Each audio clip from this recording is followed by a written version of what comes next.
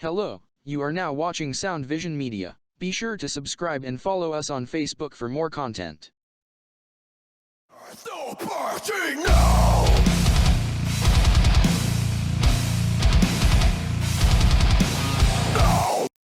Hey everyone. Earlier today, me and Katie got the chance to chat with a couple of the guys from All American Chess Club. Unfortunately, during this interview, almost immediately our microphone went out without us noticing. So there are times when the traffic gets bad, the church bells are going off, it gets a little hard to hear. So we do apologize for that. We'll be better prepared next time, but what can you do? So this was a very, very, very interesting conversation. I really enjoyed everything that Marty and Brandon had to say. I thought they were very, very wise with their words. I felt like they know what they're talking about, and I feel like they're in the right place, doing the right thing. Really excited to see what these guys have to offer in the future.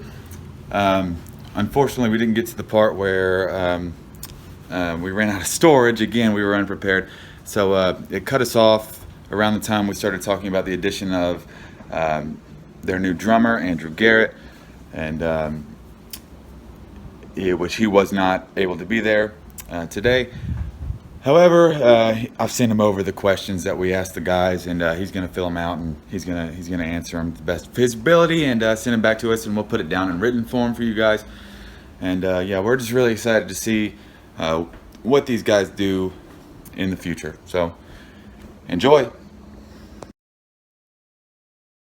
Okay, so I know we already talked, but I need to introduce. This is All American Chess Club. We have names Brandon and Martin. Okay, so for those that don't know, tell us, you don't care, tell us how old you are and what your role in the band is. I'm 26, play guitar, sing, I'm 21. I also play bass guitar and I sing as well. And when did you each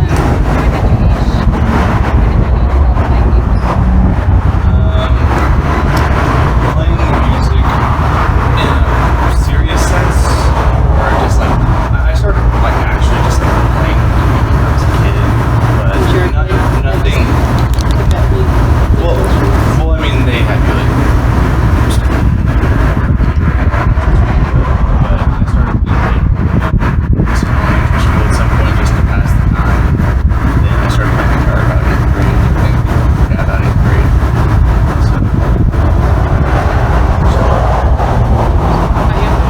So I started with Guitar Hero. For that when I was 13, I had actually started playing the guitar. I had an uncle that collected guitars and things like that, and so he was like, "Hey, listen, like for Christmas, I'll let you, have this guitar, but you got to promise to, learn how to play it." And so I did. It wasn't until I met Brandon I actually started playing serious and being a little more serious about it. I was just in like marching band and stuff in high school, and that was fun enough, but that was, to be graded, it was something else. But when I met him, it wasn't until I got a little more serious with what I was doing with music. So how did you guys meet, or when did you meet? There was a period of 4 years. Honestly, time was going a little bit, especially during the pandemic, but I think probably like 2019.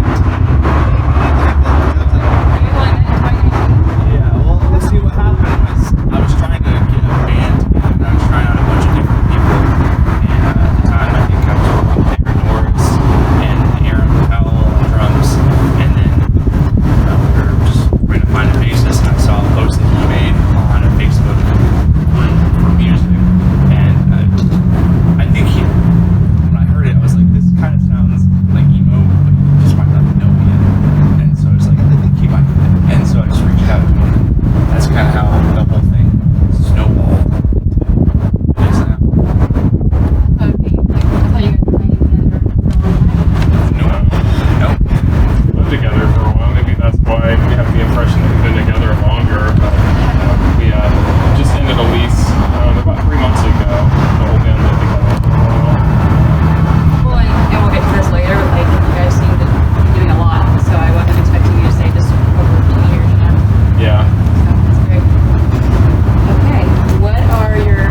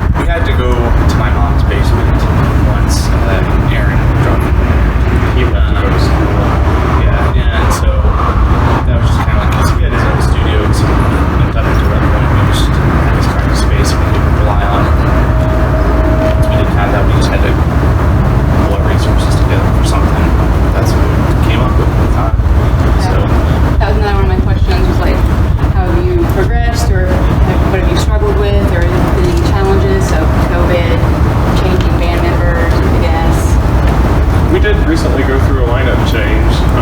One of our friends also just went back to school. He was Mark. He was drumming with us, or he is Mark. It was Mark. He was playing drums for us, and he went back to school. And he's also got several side projects he wants to work on. And so, just to give a little bit more time to the things that he wants to do, he left the band. But we unfortunately got Andrew, which I believe you guys have either already talked to or will talk to. And then Seth Hoskins, he is playing synthesizer for us. I think like a lot of the struggles that we've had to overcome is just there have been a lot of like hiccups with like writing, because once you start writing you start listening to bands and then you kind of hearing people like what you believe in. Like one of my biggest influences I've seen it like 5, 6 times. It feels like I don't even know how many times I've seen them. But as you listen to the same music for so long, you eventually start to feel like, man, this is like a lot of the same stuff. You kind of just have to like change the way that you view the music. Seems formulated? Well, I think all music is somewhat formulaic in nature.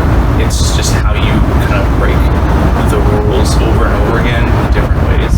Like I kind of analyze a lot of like the music that we make and the music that other people put out in the same genre, and how they're similar, how they're dissimilar, and there are some problems that arise out of bands that sound similar.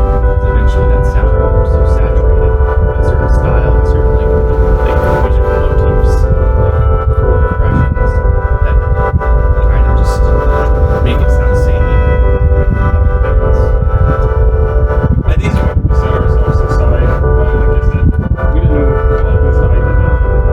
I knew that as a bass player myself, I didn't be the same, but I feel like he's really good at songwriting. To help me come up with, hopefully, like I said, it's really good about finding like things that are similar and like how to maybe set it aside from, what is going on with either current bands, in the scene, or like in the Indianapolis scene, or even just bands that are more popular, more famous.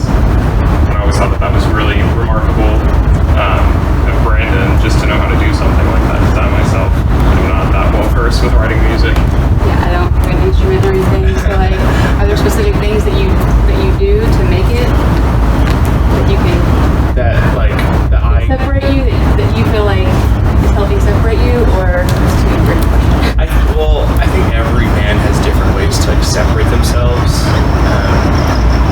It's kind of like what they're focused on. Like I think every person, they hear stuff in their childhood, they're like, oh, this sounds like this sounds good because of this.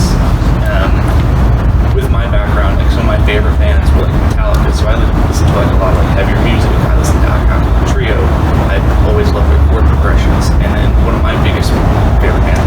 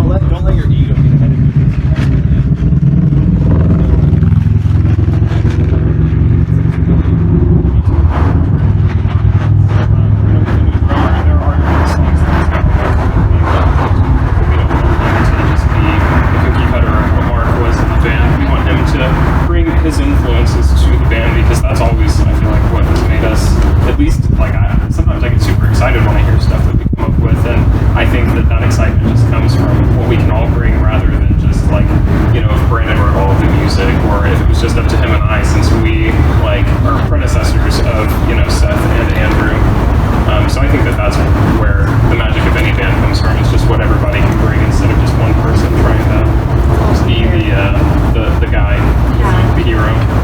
So, is there a main person who writes the lyrics, or it's joint? Pretty much, if he'll write a song, he'll usually sing on it, or he'll ask me if I want to do it, and vice versa.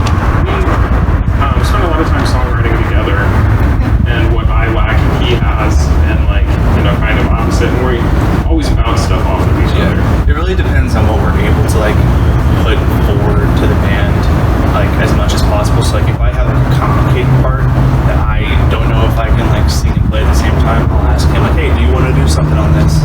Or if he has something, he'll often come up with a guitar part that's I see something in let me just reframe this a little. And I'll structure it together, and then once we have the idea, then we can finish it together. Yeah. You guys definitely got chemistry. Yeah. Yeah. That's great. I made the analogy to my dad that we're kind of like Simon and Garfunkel or something, just an iconic duo. That's great. Let's see. This is a little bit off the band, so what is one musician or band that you would love to get inside the head of regarding their creative processes? I know we've kind of been touching on your influences, Yeah. so you kind of just mentioned Wings, so Yeah. I guess that question is a little hard because sometimes you wonder I think a lot of people have current interests and past interests. Yeah. Queens is I will forever like them. So Josh Homme, I love the way that he writes, and he's able to make really heavy but beautiful sounding songs. I like that a lot. But other than that, one of my other favorite bands that I listen to for inspiration is the Obsessives, and their singer, honestly, it's what is his name? Nick and Jackson. I love to see their creative process together because the songs that they have written in the past are very inspiring, especially off of their self-titled EP or album. I think the band Idols, I've been listening to them for about 3 years now. Everything that they're about is super awesome. Anybody that hasn't listened to interviews by them will probably say they're a punk band, but they say all the time we're not a punk band. So whatever music they are, I just like to know what their process is for getting that out, because it's so minimal, but at the same time you hear it and you're like, man, I want to shake my ass to this at the same time. There's a lot of good stuff in their music, and they're not for everybody, but I would love to meet them and just figure out how they work when they're writing music and take at least one small grain of sand from what they do. check them out. Never heard of it.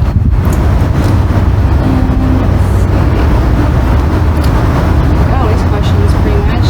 If you had to pick 2 albums off the top of your head that had the greatest impact on you personally, what would it be? 2 albums. Personally, that is definitely a hard question. Personally, I've definitely had a lot of back and forth with. That's a really hard question because there's a lot of albums that personally affected me. But I guess on a personal level, I really